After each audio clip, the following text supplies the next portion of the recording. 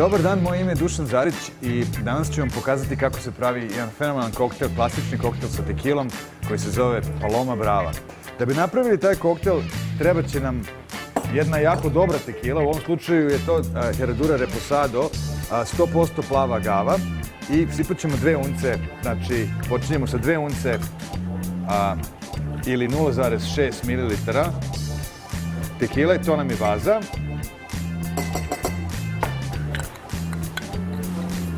To ćemo da dopunimo sa 1 uncom ili 0,3 ml domaćeg sirupa od grejpfruta, koji je u stvari vrlo jednostavno da se napravi.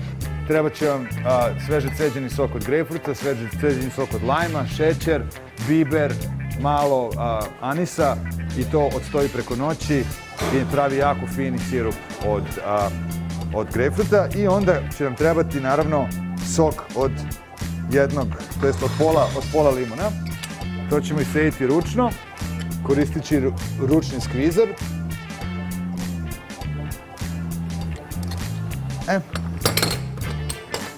Sada ćemo doneti našu čašu.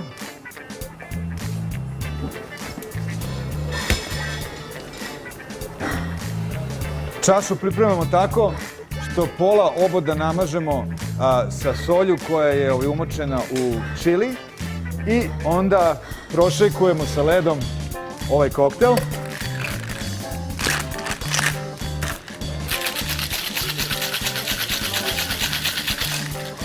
I dopunimo sa kiselom vodom. Ili klap sodom.